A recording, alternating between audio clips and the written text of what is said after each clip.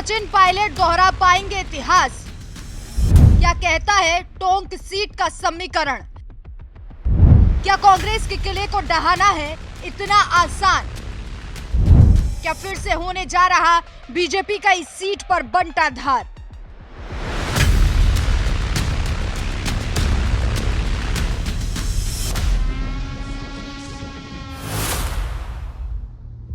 राजस्थान की राजनीति में युवा नेता के नाम से जाने जाने वाले सचिन पायलट के नाम को भुला पाना बेहद मुश्किल है। सचिन पायलट किसी राजघराने से तो नहीं है, लेकिन राजनीति उन्हें विरासत में मिली है।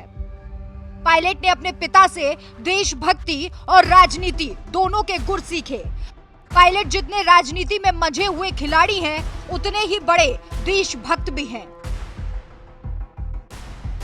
सचिन पायलट एक ऐसे नेता हैं जो गलत होने पर आला कमान की भी नहीं सुनते। कई बार वो राजस्थान के सीएम अशोक गहलोत के खिलाफ मोर्चा खोलते हुए नजर आए हैं। कांग्रेस के लिए पायलट एक ऐसा हुक्म का इक्का है जो टोंक की सीट पर कभी पार्टी को हारने नहीं देता। आज हम आपको इसी हुक्म के इक्के के गढ़ के बारे में बताने जा रहे हैं। कांग्रेस नेता सचिन पायलट को एक बार फिर से राजस्थान की टोंक विधानसभा सीट से कांग्रेस ने उतारा। इस बार टोंक में स्थानीयता के मुद्दे हावी हैं। बीते विधानसभा चुनाव में बीजेपी ने ऐन वक्त पर स्थानीय और मौजूदा विधायक अजीत मेहता का टिकट काटकर यूनुस खान को दे दिया था, लेकिन यूनुस 54,000 वोटों से हार गए थे। इस सीट पर कांग्रेस का दबदबा रहा है। साल 1991 से 2018 तक टोंक में कांग्रेस ने विधानसभा चुनाव में 10 बार जीत हासिल की। इस सीट से 5 बार बीजेपी ने भी जीत का परचम लहराया है। 1962 के चुनाव में राधा किशन स्वतंत्र पार्टी ने एक बार जीत हासिल की थी। साल 1972 में भारतीय जनसंघ पार्टी से अजीत सिंह ने जीत हासिल की। इसके बाद 1977 के चुनाव में भी अजीत सिंह ने जनता पार्टी से जीत हासिल की। इस आंकड़े पर नजर डाली जाए तो ज्यादातर इस सीट पर कांग्रेस का दबदबा रहा। जिसने जीती टोंक की सीट, उसी की बनी सरकार। पिछले 8 विधानसभा चुनावों में यही रहा है संयोग। 1985 से चली आ रही है यही प्रथा। क्या इस बार भी बन पाएगी संयोग के सहारे सरकार? साल 1985 से यही ट्रेंड चलता आ रहा है और कहा जाता है कि जिसने टोंक की सीट जीती, उसी ने राजस्थान में अपनी सरकार बनाई। 1985 से पिछले 8 चुनाव के आंकड़ों पर अगर गौर किया जाए तो इस अवधि में सबसे ज्यादा बार विधायक बीजेपी के महावीर प्रसाद और कांग्रेस से जाकिया चुनी गई थी। महावीर प्रसाद 1990 और 93 में विधायक चुने गए तो राज्य में भाजपा की सरकार बनी और भैरव सिंह शेखावत मुख्यमंत्री बने। इसके बाद 2003 में महावीर प्रसाद विधायक निर्वाचित हुए।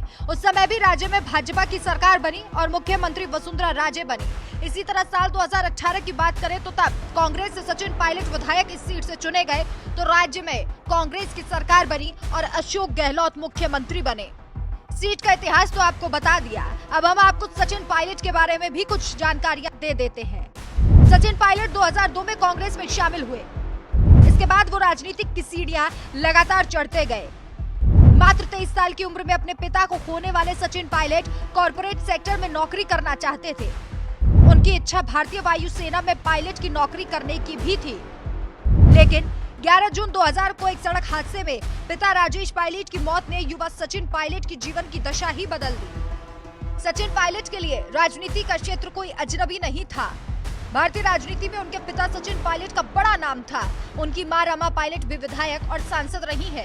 कांग्रेस पार्टी में शामिल होने से पहले पायलट बीबीसी के दिल्ली कार्यालय में बतौर इंटर्न काम कर चुके हैं, लेकिन पायलट की आंखों में बचपन से ही वायुसेना में जाने का सपना था। एक निजी चैनल को दिए इंटरव्यू में उन्होंने कहा था, जब मुझे पता चला कि मेरी आंखों की रोशनी कमजोर है तो मेरा दिल टूट गया, क्योंकि मैं बड़ा होकर अपने पिता की तरह एयरफोर्स पायलट बनना चाहता था। स्कूल में मुझे मेरे पायलट सरनेम को लेकर लोग चिढ़ाया करते थे, तो मैंने अपनी माँ को बिना बताए हवाई जहाज उड़ाने का लाइसेंस ले लिया। 41 साल के सचिन 16 सालों से लगातार राजनीतिक सीढ़ियां चढ़ रहे हैं। टोंक से वो लगातार विधायक रहे हैं। ऐसे में इस बार पायलट का जादू चलता है या फिर नहीं, ये देखने वाली बात होगी। आपकी इस खबर पर क्या राय है, हमें कमेंट करके जरूर बताएं।